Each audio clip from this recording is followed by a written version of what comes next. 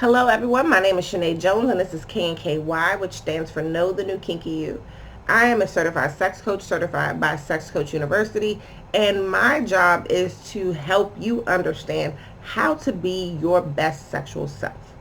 Now, in doing this, I also need to enlighten you to the world that we live in and how sex is not just this one thing and how it's not so compartmentalized that we don't have influences in other places, or how sex is something that, as much as it is enjoyable for us, there's a lot of negativity and frankly bad shit that happens when we're talking about sex. So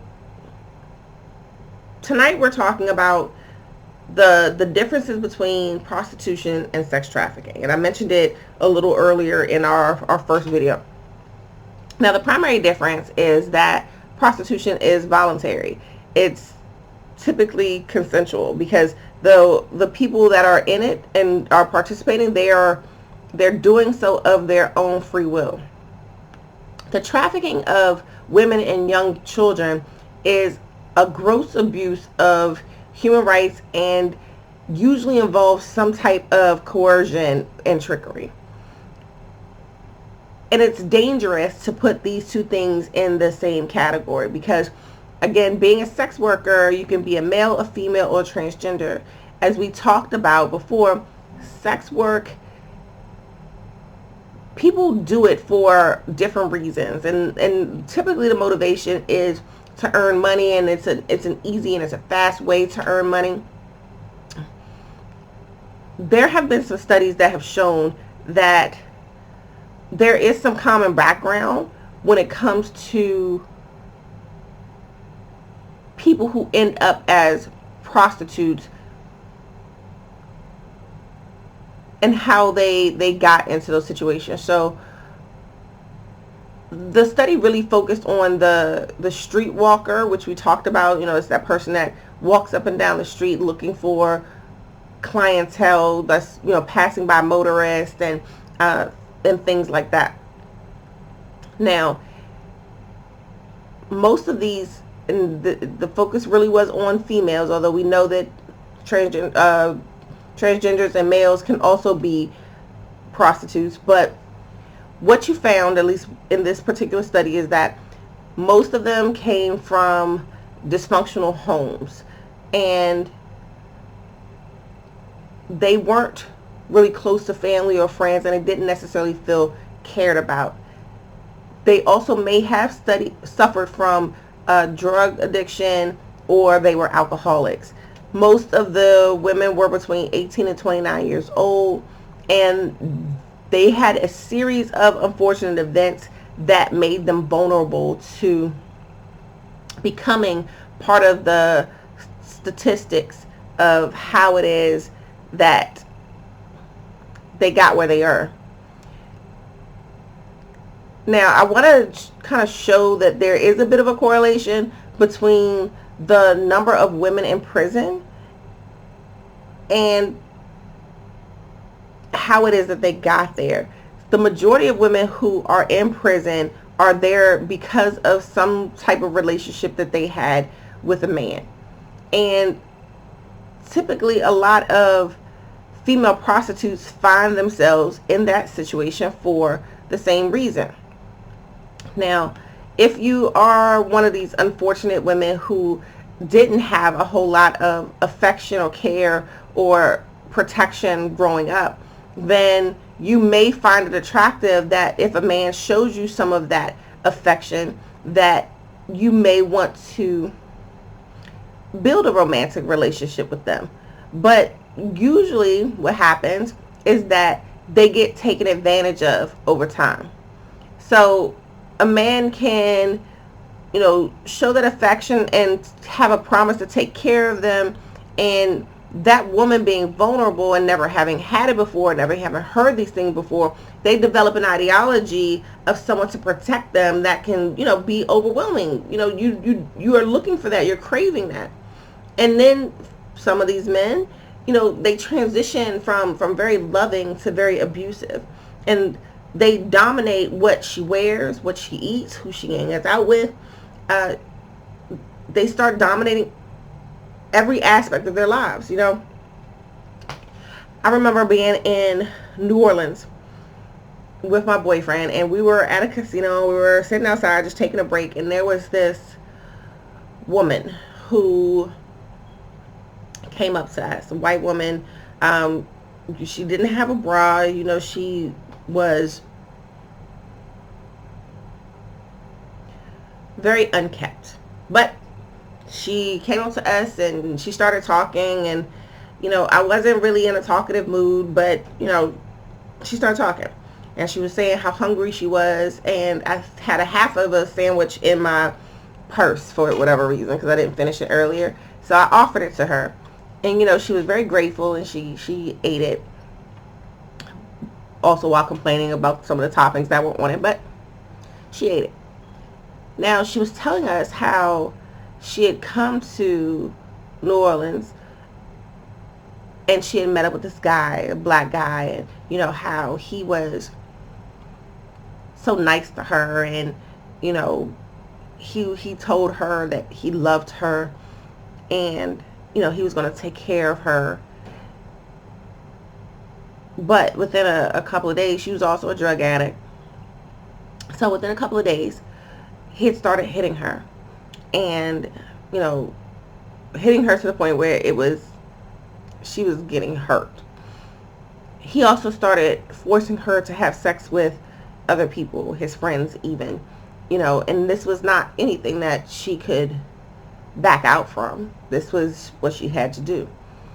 And so she attempted to run away. He had her phone, he had all of her stuff, and I don't even know if she had more than just the clothes on her back at this point, but her whole story to us was that she needed to get to this place and she couldn't find it, and she didn't have a phone, so she couldn't find it. So I was like, lady, I'm trying to get out of here, so where are you looking for? We look up the place. She calls, and it's a strip club, so she's trying to transition from being a drug addict prostitute working for a pimp to finding a job at a strip club. And at this point, I'm feeling for her, because you could tell that she's had a hard life, and it's not anything that anybody would voluntarily do. She had a hard life, and for all of my research, it took me back to that particular situation. It's 4th of July in New Orleans. It's hot. It's muggy. She ain't had no clothes. She ain't had no food. She wasn't on vacation.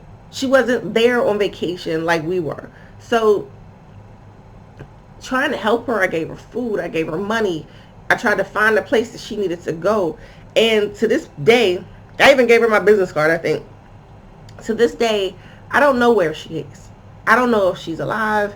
I don't know whether she was able to turn her life around. But I know that she is one person that represents thousands, if not millions, of people that find themselves in that situation. All of that to say is that although I know she was a prostitute, it was voluntary. She chose that life. And when it comes to sex trafficking, it's not voluntary.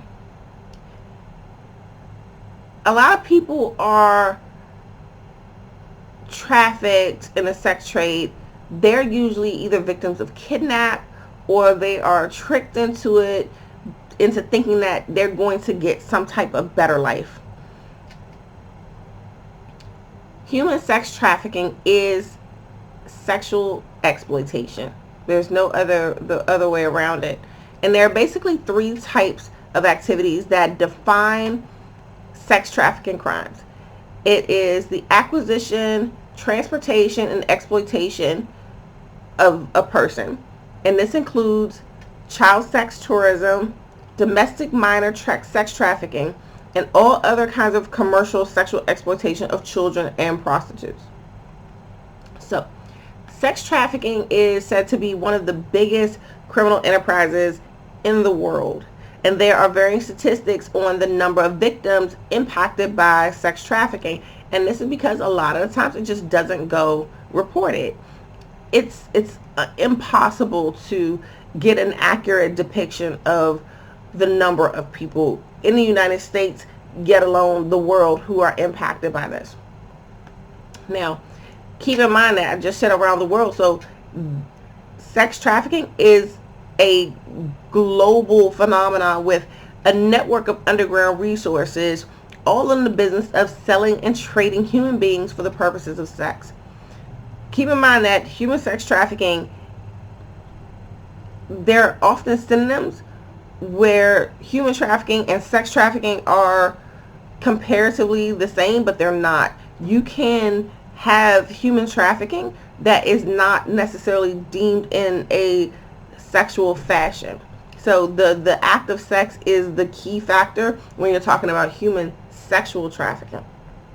Now, again, wherever there's an opinion, there's going to be somebody on either side of it, right? So there are different frameworks when it comes to how do we categorize the sex work industry. So there are some feminist scholars who take the stance of the abolitionist discourse, which means their argument is that prostitution is coerced due to the prevalence and problem of male sexuality. So what this means is that sex work is done or only exists because of male sexuality. Like if men weren't so driven by sex or have the need to fulfill or have that gratification from sex, that prostitution wouldn't exist.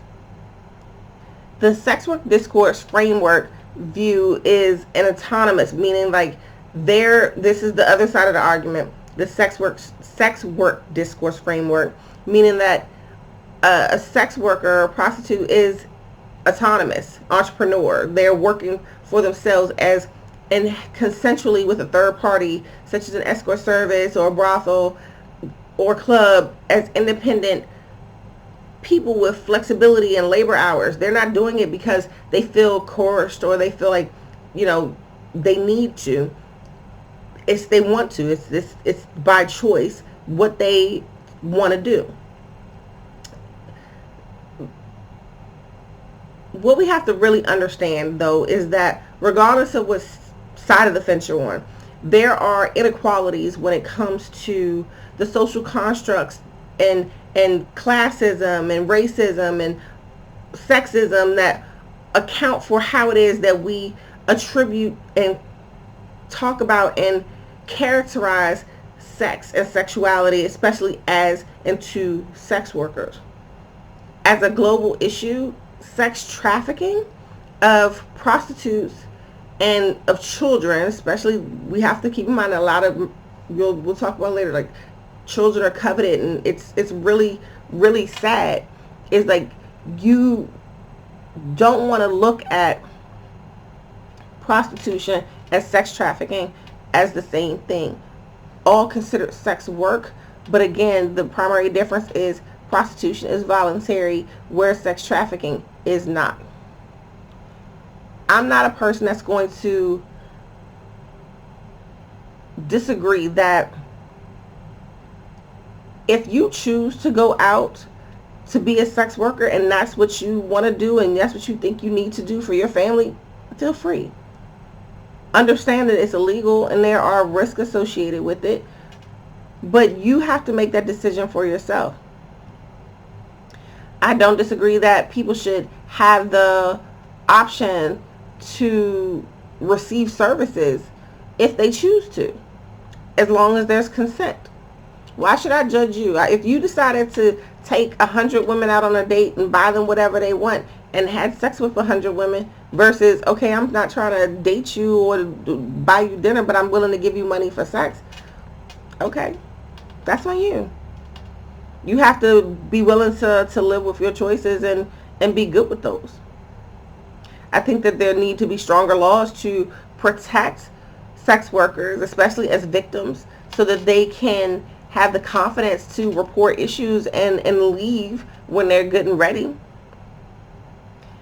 I believe that it will help women who are abused and exploited because they currently don't have any protections against pimps and deviant madams and people that do all of this stuff for the purposes of just getting money off the backs of somebody else. People who participate in sex trafficking, especially of children, but in general, are beyond contempt. I believe that there is a special place in hell that they will go. When you think about these children that have gone lost, and perhaps you'll remember the movie Taken. In this movie, Liam Neeson's daughter is taken and kidnapped while she's on vacation, and she's drugged up and she's shoved into these rooms with a whole bunch of other girls, and she doesn't know who she is or where she is or why she is, but she's just about to be sold to the highest bidder, and that's because she was of quality. So some of the other girls didn't make it as far as she did.